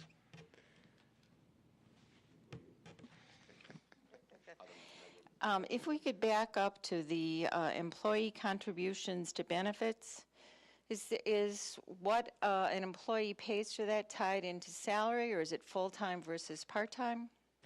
No, we only offer health insurance benefit to full-time employees. Okay. And it is based on the coverage that they purchase. We have PPO plans and HMO plans, and we charge our employees based on the tier of their coverage, either single families, parent-child, or single spouse. So we charge the same amount depending on the coverage the employee elects to take. If they do not take coverage, we do have a opt-out amount of money that the employee receives, but it is much less than the benefit that they would receive if they purchased the insurance from the city. So no part-time employees take advantage of health benefits? We don't offer it to part-time employees. What about aldermen? Aldermen are able to get health insurance benefits. I'd like to see what they pay in relation to what a full-time employee pays, and I'd like to know the number of former aldermen who continue to be covered and at what rate. I can answer the first part of the question. The aldermen pay the employee rates for non-union employees, which are the highest rates in the city. Actually, through the collective bargaining, we've been able to achieve a lot of parity in the rates that the employees are paying. There's very few coverage levels that are not the same for all employees. And then any retiree of the city pays 100% of the coverage. But we'll go ahead and get the specifics and have it for the next meeting. I think we're in the home stretch of the slides, so. We are. 6 more. About 6 or 7 of us here participated in the Central Street Plan, and there were, I don't recall any components of that generated revenue, but I do recall that there were enhancements there that would have added parking and probably have an impact on the businesses in the area. Could we get a look at the plans to see what kinds of revenue impacts those plans might hold, even though we're sitting on them right now, we're not doing anything with them? There might be some immediate revenue impacts or short-term kinds of things in there that would implement part of the plan and get things rolling. Sure, absolutely. And actually, we do have some staff in our Community and Economic Development Department that are looking at that, so maybe we'll just ask them to come to the meeting. So is this the last slide? I've got this, and then just a couple. Well, maybe we can just plow through the last couple slides, and then we'll open it up for questions. So maybe go back to the last slide, Brandon. I just did that. Oh, okay. The general fund revenues being flat. The 10-month transitional budget, we won't bore you with the details of that, but suffice it to say we do not spend our money in equal increments of 1/12 of the year, and we don't receive our money in equal increments. So we are having to grapple with how we, mostly on the revenue side, make sure that there's enough revenue in the 10-month budget to cover 10 months of expenditures, given the 10 months that we're talking about in 2011, which is March 1 to December 31. But we can talk a little bit more about that next time. Establishing recurring revenue sources, provide ongoing capital needs and other funds. As Mrs. Earl mentioned, we've not done a good job of that, and part of this budget process this year will be to keep a closer eye on that. To minimize service reductions for the remainder of the year, we will likely share with the council some recommendations of some management practices that we'll be putting in place for the balance of the year at their council meeting next Monday. The state of Illinois is not really good about paying money, either money that's owed for services rendered or for taxes collected on our behalf, and so there are issues associated with that. Next slide. I'm sorry, Joel, I just want to get to the questions. The options, these are many things that we looked at last year, and tune in to the council meeting next Monday night and see if the city manager is going to recommend any of them. Next slide. So our next steps, we are in the midst of the budget. We really need your help. We've got some good ideas. We are following up on the suggestions that were offered last year. We're looking to see if those suggestions still stand for those things that we have not done, if there are new ideas out there that we can incorporate as we prepare the final recommended budget to the council on October 8th. And I think that concludes our overview presentation. Future budget sessions, the council's having a special meeting at 6 o'clock next Monday evening. They're going to start with a goal-setting session. The council selected 10 goals last year for operations for the city of Evanston, so we will revisit those goals and do a mid-year financial report on the current fiscal year. We're now halfway through. The next community budget workshop on the 29th at the Levy Center at 7 o'clock. We then begin the council's budget deliberations on the 23rd of October with a special meeting, the 6th of November with a special meeting. We're hoping to have the public hearings on the 8th of November. If we're not done there, there'd be 15th and 17th meetings, and then budget adoption on November 22nd, 2010.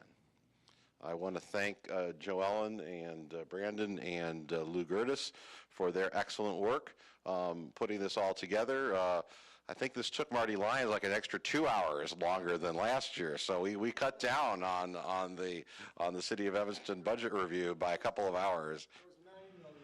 Oh, okay, that's right. It was $9 million last year.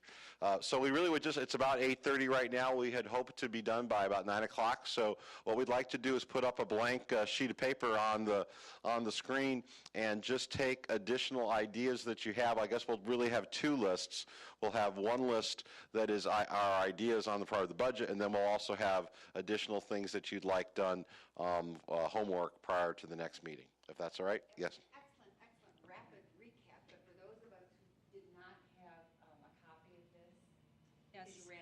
Oh, we can make some additional copies before you go home. We can make copies tonight, and it's online. It's still the City of... Well, here, the Assistant City Manager is going to give you his copy. But just so everyone knows... Doug, can you get the lights? The lights. budget website is www.cityofelvanston.org/budget. So all of the documents that we will be creating, giving to the council, will be there as well. But since you're coming and actually participating in person, if you need it in paper, we'll be happy to give it to you in paper. Okay, great. Questions, comments? We'll start and make our way around the room.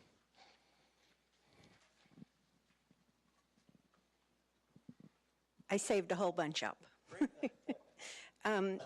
So one thing early on you said, and this is more cash flow than it is budget, but I think it was you that said that you wanted to consider increasing the fund reserve from 1 month to 2 months, which I think is really laudable, and it made me laugh because I'm the Director of Finance and Administration of a nonprofit who has a negative fund reserve. So, it just seems to me in current times that to try and, given our cash crunch too, that to try and get to more than 1 month, this may not be the year or two in which to do it.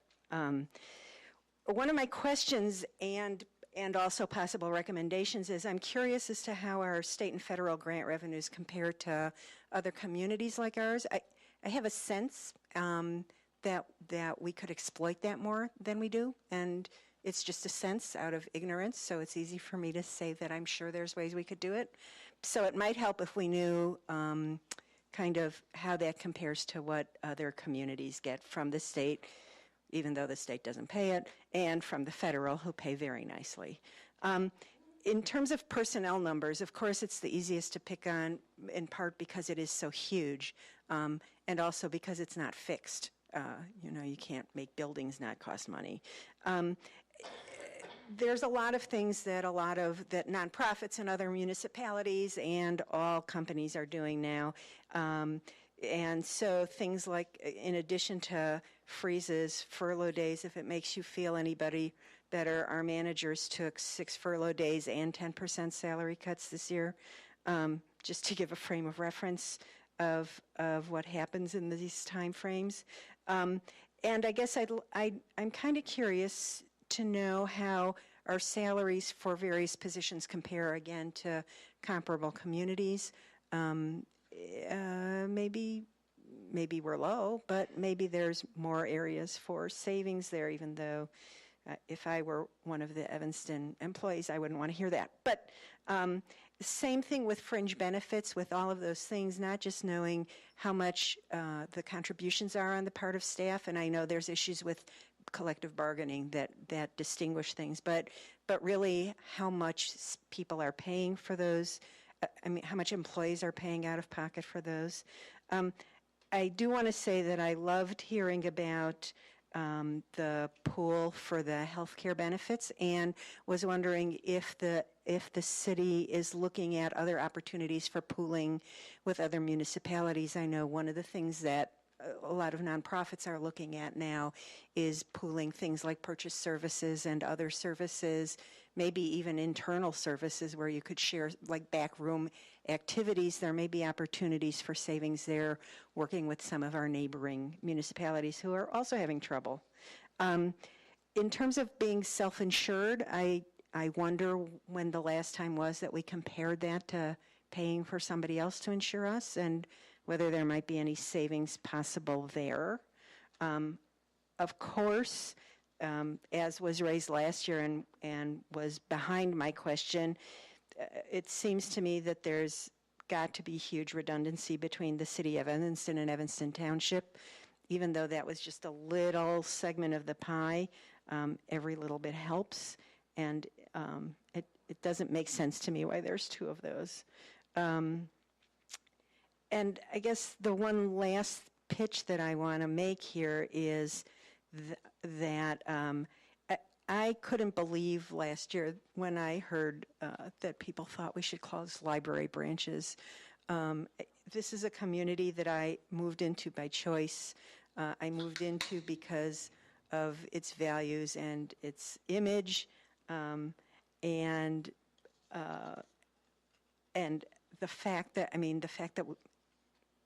I realize there are also issues with where the branches are and whether we shouldn't have branches in underserved parts of the community.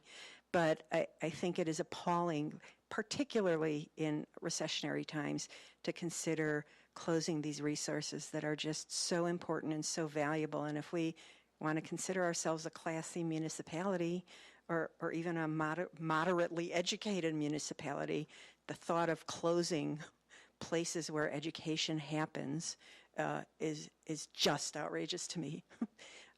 So those are all of my thoughts. Great. And we'll follow up with specifics. We did take 4 furlough days too, citywide. I think it was not precisely 4 for all of the bargaining units, but since that wasn't suggested, I think that's why that slipped through the presentation. And we'll give answers to all the rest. As I go around, I'm going to make my turn around that way.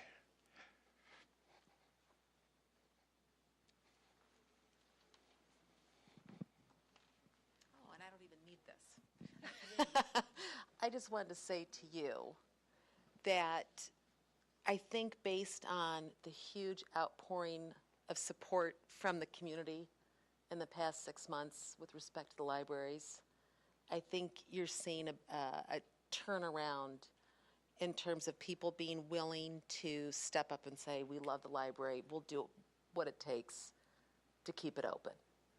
So just based on what I've seen, from lemonade stands to people donating whatever they could possibly part with, people have really stepped up. So there are a lot of people supporting the library fund. So there you go. So I think Not a question. I have another question regarding where does legal come in all this, and how much how do we pay for our legal? Is it self-insured or whatever they call that? And is there a line item? And do we have any way of finding how many lawsuits we get into in terms of the costs of those things? We have in-house lawyers. We've made some significant changes in how we handle our in-house law practice. We had an in-house law practice and we contracted out a lot. We now have basically the same in-house law practice and aren't really contracting out much. So, Joellen, we can provide an overview of costs and numbers of cases as well. But we've made some significant progress. I think we were estimating a savings in the law department budget of about, what, $200,000? So outside counsel budget was $400,000. We're reducing that by $250,000 by having the lawyers who work for us represent the city versus overseeing outside lawyers to represent the city. But we'll put together a package of answers. And I know Grant Farrar, the corporation counsel's busy working on law cases in the next room. So if anyone has other questions, he's here tonight. Any other questions on this side? Yes, sir. 2 questions. And I know, Marty, you said, I think about a week or so ago, that you didn't really know what the order of magnitude of the budget deficit was going to be, but you said it was less than $9 million. Can you give us any better clue as to where we stand on that? And number 2, and maybe this is the hotel and amusement fund that you mentioned during the presentation, but can you tell us how much tax revenue we get for entertainment tax, meetings and conventions, the hotel, that sort of thing? can break out what comes to the Economic Development Fund versus the ticket tax that's on athletic events. We'll break that down for you. We have not announced a deficit number, and we are waiting to give that to the City Council. I think we've said in other venues that it is significantly less than the $9.5 million we were facing, but we'll have more firm numbers, and we would encourage you to keep on the budget website. All the information that will be provided to the council on Monday evening will be there, in addition to the follow-up from this meeting. Other questions, comments? First, I'd like to thank our city manager and the citizens that improved our website. It is much better, and I have not had a chance during citizen comment, given the 3 minutes to say that. I have my own bucket list here. I'll try and be brief but clear. Under the TIFs, I know with the closure of the downtown 2 TIF, according to Marty, there's $1 million that was left in that. That's been moved into the parking fund to pay off a debt obligation in December. One of the things, if you keep up with our neighbor to the south, the city of Chicago, and we don't know what will happen down there with daily retiring, but there's a lot of money in the TIFs down there. And if TIFs have a declared surplus, what happens is the money goes back to those taxing districts. What I was referring to before about, TIFs freezing everything for 23 years. If there is any surplus money, and we talked about this last year, that can go back, because in a lot of ways, TIFs are kind of a backdoor tax increase. That being said, here, hold on, Christian, and that I've got a couple. The reason I brought up the website is I hope, and I think one of my criticisms of last year, and I think a few of the people that were at the Citizens Budget Workshop, would be to have the budget in front of us and go through it line by line, which sounds very boring, but really is something. This is general. So I actually have done a little homework here, at least through the first 100 pages, and I've seen some cuts that I think might be helpful. The first one would be for the city council budget. There's membership dues of $50,000. There's training and travel of $9,000. There's outside mail services of $10,000. There's outside copy services of $10,000. There's wireless for $1,268 that was previously only $500. The food budget for the Aldermanic Library is $4,500, and it would be a great example if our city council could brown bag it and set an example in light of the fact that they were discussing the price of a cup of Starbucks last night. There's also sister city funding for $5,000. Now, with the legal department, where I'm a little confused, and maybe this has changed because it's last year's budget, there's $42,300 in legal services general, and then there's $87,500 in service agreements and contracts. So I'd like to see, a breakdown of what that is, and I know that we moved the administrative adjudication from finance into law, but the legal department budget went from $698,000 in fiscal year 9 and 10 to $1,026,853. And I don't know how much of that was administrative adjudication. So I would like to see that also.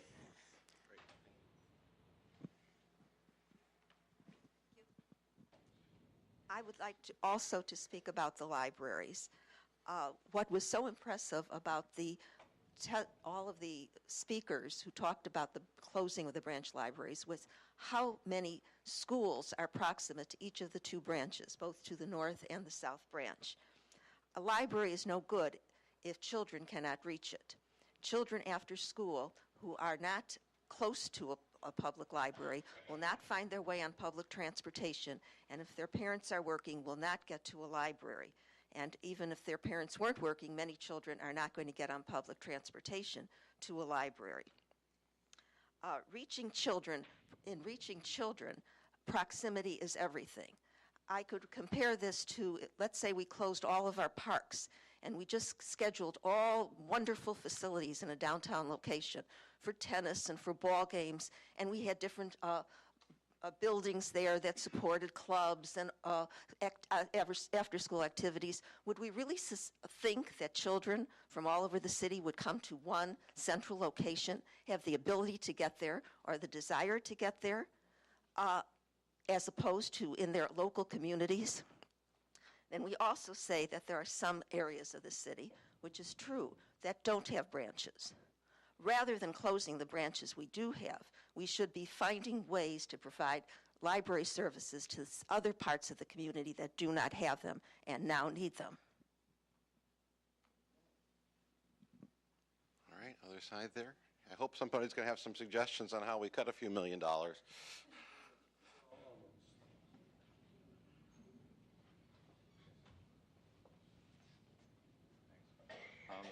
First of all, thanks for doing this. It's too bad that more people aren't here, but perhaps they're all watching at home. A couple observations about process. The charts showing what other cities are doing, for example, are great, but all the levies should be added in so that we can compare apples to apples. And part of this is, I think it's important to clear up some of the misperceptions as to, Evanston being so high taxing, at least with regard to property tax. Second, if we could have more charts of absolute tax revenue over time, for example, with property tax in the presentation, it's showing what the city's percentage has done over time, but not what the absolute numbers have done over time. And that would be good to see with total revenue as well. A problem I have with the overall process is that the general fund is less than 40% of all that the city spends, and of the general fund, a large amount of it really is not discretionary. We're going to have to spend a certain amount of that no matter what. And even if we cut even if we're talking about cutting 15% of the entire general fund, we're still only talking about, that would be less than a $12 million savings.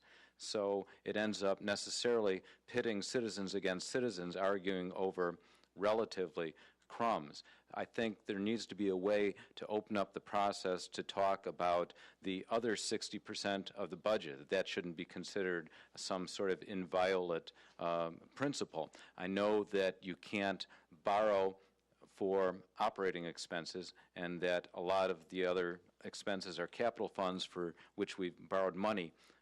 I think we need to look at ways to stop spending as much on capital expenditures, and then if we've borrowed for them, either return the money and cut off the flow of interest, or find a way, and if it's prohibited by law, seek it through legislation to transfer some of those savings out of capital funds or other funds into the general revenue fund, the same way that a household would go after its piggy bank and what you've saved for a rainy day when you've come across hard times.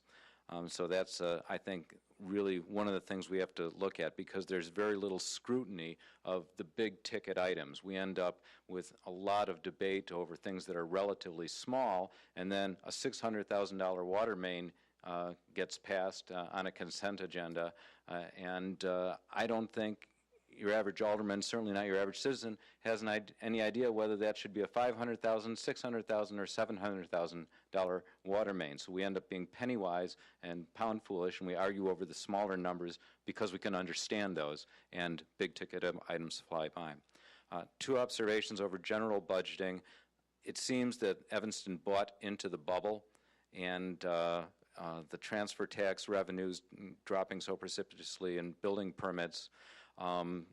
I'd like to see what the estimates were versus the actuals, where we thought those were going to go. Maybe we didn't rely on them, but we can't change the past, but let's never do that again. Let's try and build up some reserves and not hitch our wagon to revenue sources that'll rise and fall with the economy.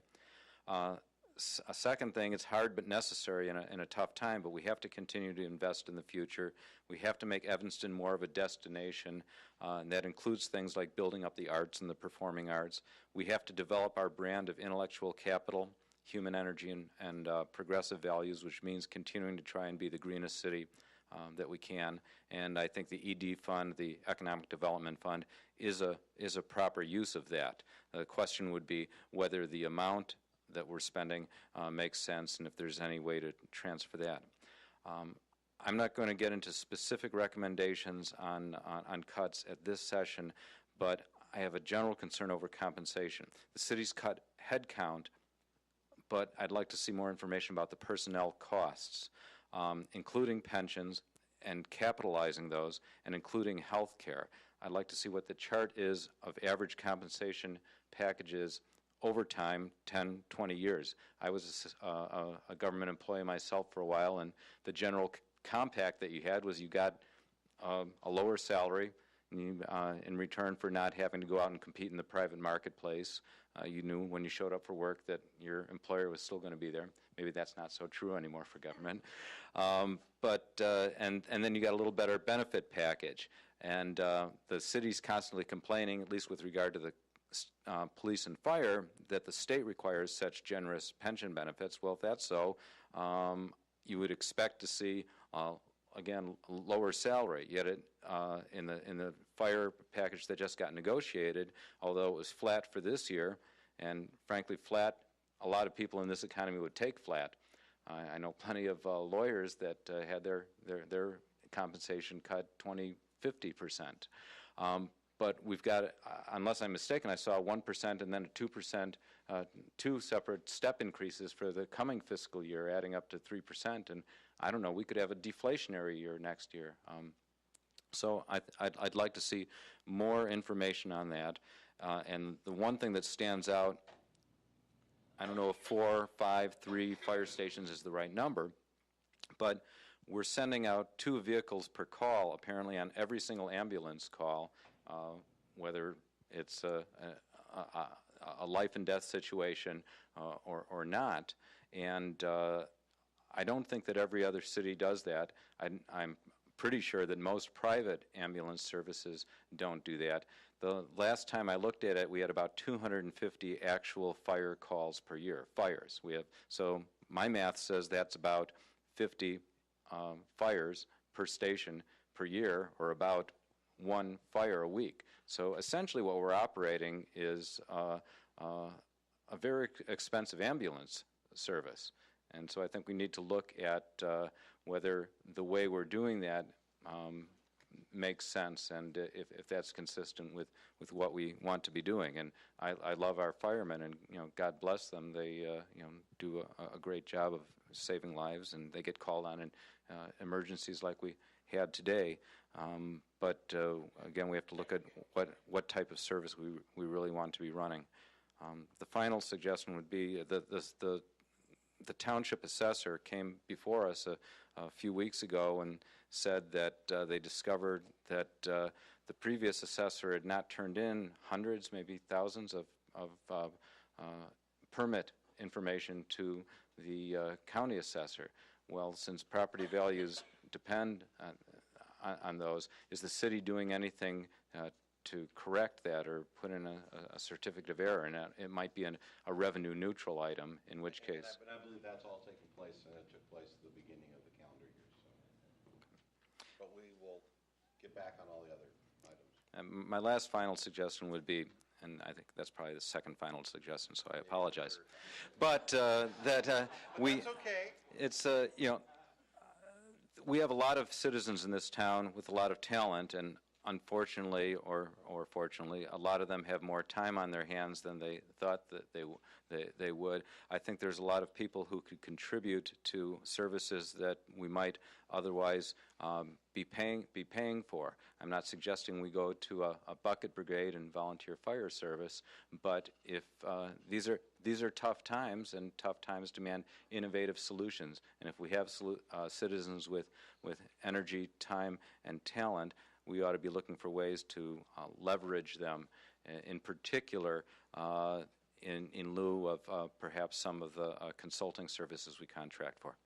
Thanks.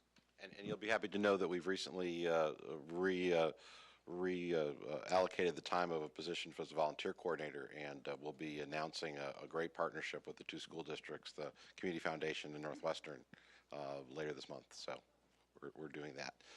It's 5 minutes to 9, so we're going to continue to go. You got a quick one, okay? Thank you. Looking on slide number 37, where you had expenses by department, I see that the 4 biggest departments are police, Parks and Rec, Public Works, and Fire. Now, certainly for Public Works and Parks and Rec, we have a number of different services that are also associated with fees that have to be paid. So for Parks and Recs, I know that I have to pay in order to use the ice rink at Robert Crown. And for Public Works, I know that I have to pay X amount for my garbage can to have that be my garbage collected. Is there anywhere, or can we prepare something that would be sort of relate the cost of the service to the fees that are actually being asked? Because that's the type of thing that if people understand what it is that they're paying for, they could make their own decision as to whether or not a fee increase or decrease or whatever is required. So that's sort of my first point. I'd really like to see more of an accounting of the different services for which these fees go and whether or not they're revenue neutral or making us money or what have you. The second part relates to expenses that sort of fit everything. So if we have computer services, or we have primarily computer I'm thinking about, one of the suggestions last year was trying to save some of the money on the software licensing for the various databases and other types of software that we pay for, and there was a suggestion towards moving towards things like open source type software, which doesn't have license costs. And indeed, given the success of the web design effort, well, I would also say there's probably a lot of expertise in that area as well to help the city with its information costs. So those are just 2 quick ideas and a request. Great. Janine, and then we'll go back around that way.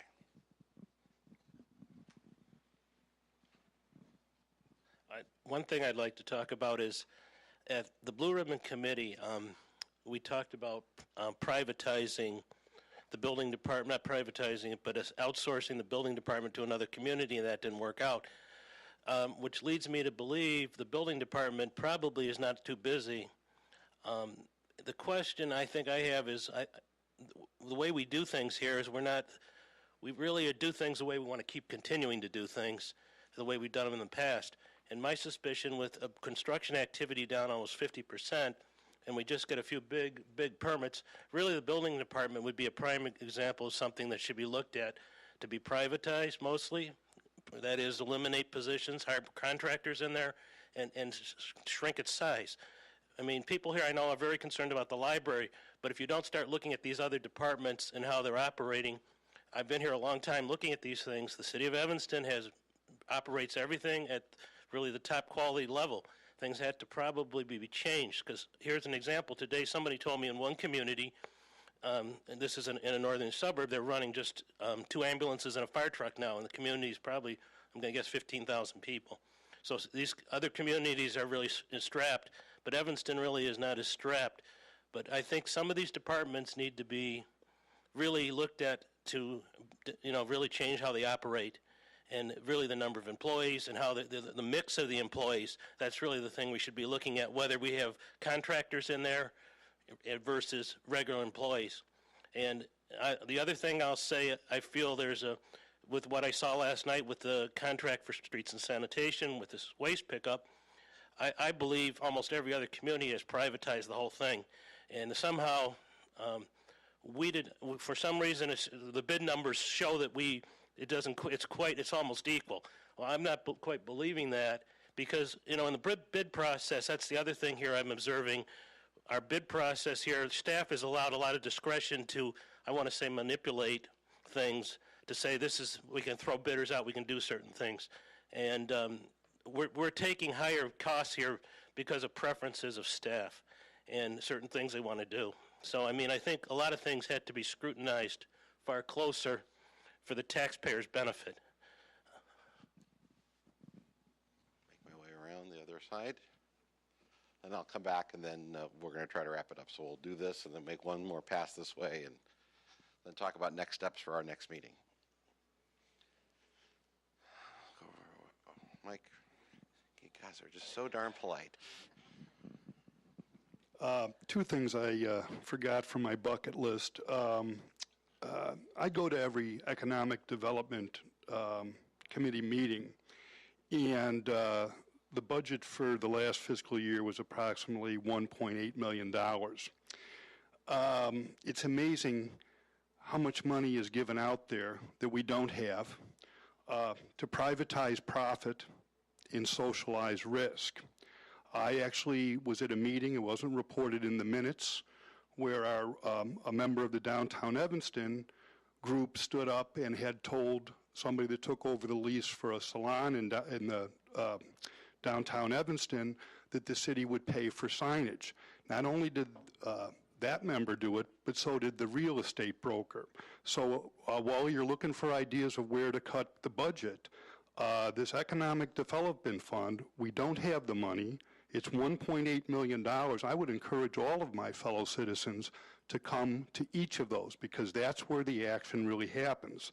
I also want to say that I think we should look at the bankruptcy option, which I suggested last year, and I do believe that Professor Rao or Dr. Rao last night said something about that. It's something that should be considered, because that's really the elephant in the room.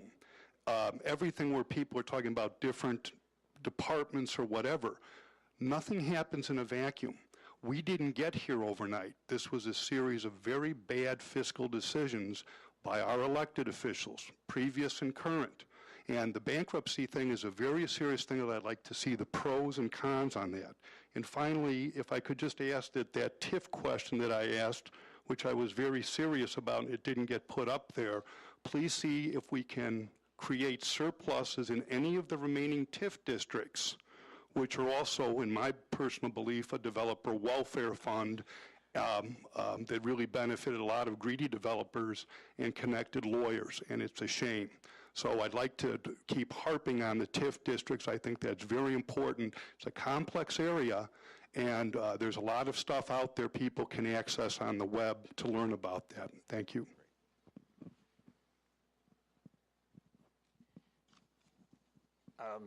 Well, personally, I guess I'm a little concerned about all the talk of cutting more staff from the city. I don't have a good feel for how much more there can be cut. I know there were significant cuts last year.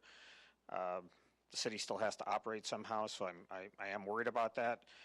Rather, I agree with Jeff Smith's comments about increasing revenue by way of making Evanston a more of a pointed destination for visitors. I've been fostering that same idea for over a year. Just for your list, I want to go through 4 items that should be on the list that I'll be talking about at the next meeting. And these are facts from other neighboring communities and other places across the country. A 3,000-person capacity meeting and convention center, for instance, could generate anywhere between $20 and $80 million based on the annually tax revenue alone. That's just tax revenue based on other communities' records. A boat marina, for every 100 boats, you could generate as much as $1 million for the city. Performing arts venues and facilities that are designed to be recognized as world-class music and theater venues could bring in, have been reported to bring in as much as $100 million in other communities. And lastly, I think it's been mentioned in last year's sessions like this that a 5-star or better hotel and restaurant near the lakefront. Great, thank you. Just 2 things. I'll try to make it quick because I know you want to go home. Let me see. Regarding general fund revenue, and I'd like to think about the future rather than the past, and that, yeah, it looks like the revenue, has dropped from $4.5 million to $1.6 million, and our biggest problem. That was the real estate transfer tax. Right, transfer tax. It just says general revenue. Right. Our biggest issue facing us in the future is the pension funds. We know that. So my suggestion is, you're looking for ideas, and this isn't going to save you $3 million. But if you put a cap, and I hate to call this a windfall profit, if you capped it at $2 million, and anything above $2 million, you had to put into the pension fund from now until 2033. We were guaranteed by the mayor in her letter to the editor that there will be an eventual recovery. So when that recovery comes, there should be income, and it could be a percentage, it could be $2 million, I don't know. You could work on that. That's what you guys do better than I do. So that's one point, just for an idea for the future. The other one is, and as we discussed the libraries and the library fund and all that's going on, and the passion for that. As a manager, from a manager's point of view, and I've done this, my thought would be that you guys would be chomping at a bit for something like that, because it would be a fixed cost rather than a variable cost. So it would make sense to me that you would really entertain that. Now, I don't know, how much money that would be and what percentage would be, or the levy or the mill rate or whatever you call it. But as managers, as a manager myself, if I could negotiate a fixed cost, I'll do that as fast as I can, rather than work under a variable situation. And so that would be my suggestion, to think about that seriously. Yeah, I mean, any fund, I'll call it the library fund, but any fund, in particular the library funds that you're talking about, where they say, well, we want 1.2% or whatever it is in the levy. Fine, you're done. You get 1.2%. Now we move on to the rest, because you have a fixed cost and it's going to be every year. You know what I mean? In my impression, I could be off base. Well, and that's the beauty of our business, is that community standards change, needs change, and that makes it more difficult. Anyone else in this row?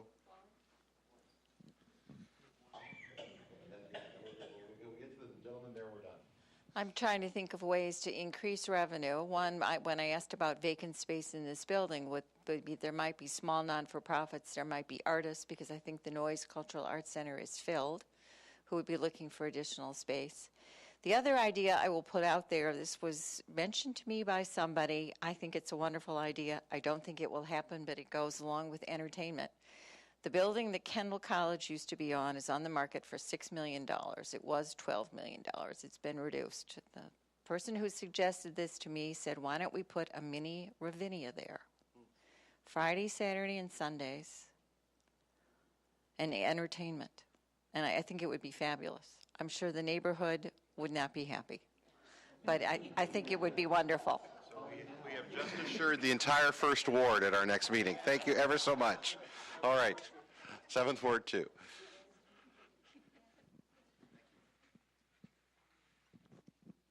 Last year it was very helpful to have the staff input. We got lots of good ideas in the process from staff. And I was wondering, I don't know if we're using incentives to reduce costs, and if that's a generalized approach that staff uses or is familiar with. I would not expect that to be the case. If there were some ideas that staff could produce using incentives, if they were understood how to use incentives, we might get some really good ideas. The other thing I had was that I had to do some work on something else, and I had to look at the police department. I found out that Part 1 crimes since 2003 are down 55%, Part 2 down 38%, calls for service down 42%, and headcount's the same. And I don't understand the efficiency. We may be doing a darn good job of managing crime, or we may be inefficient. I really don't know. Understanding that, I think, would help people understand the need for police services. And lastly, I'd like to commend those folks who came forward to help with managing the library, especially those members of the board. Last year's emphasis on citizen volunteers was strong throughout the whole process, and I think that's a good example of people stepping forward. Thank you. All right, so we've got, what pages that we've got? 2 pages single-spaced of issues plus handwritten notes from the very beginning of this. Our next meeting is scheduled for Wednesday, the 29th of September. We will commit, Joellen, to have this stuff a week in advance, or by the Friday before. How's that? Okay, so we will commit to have a document available on the 24th of September with the answers to all the questions that have been raised, and we will put it on our, I'm sorry? Online. If you are not an online person, if you will see the nice gentleman in the striped shirt and give him your name and telephone number, we will make sure you get a hard copy, but it will be cityofevanston.org/budget. We'll be there. The meeting will be on the 29th at the Levy Center. I would propose, since hopefully many of you will make the time to come back one more time, is that we would shoot for 3 hours from as we started at 7 again, right? So from 7 to 10, that we would spend 2 hours going through the questions, coming up with lists of issues, because I would like you to vote, and that's what we did last time, is to have you take some time to go through, put hash marks down. We'll figure out a number of votes that you get, and then we'll need time to do that, and we'll need time to take a step back and look at what you've come up with, because we'll also need time. The experience last year was to consolidate and jigger around a little bit things that sound similar, so that by the end of the 3 hours, we'll have a list. Doesn't need to be perfect, but a general list that we can use as we are finishing up the budget, that we can also then share with the City Council and let the rest of the community see, because what we'll do again is really focus on, we'll replay this workshop, we'll replay the second workshop that weekend once we're concluded, so the 1st, 2nd, and 3rd of October, to allow residents to see this, to put their own input in online, so that then whatever final tweaks we can make to the budget, we will do that following week and then release it on the 8th.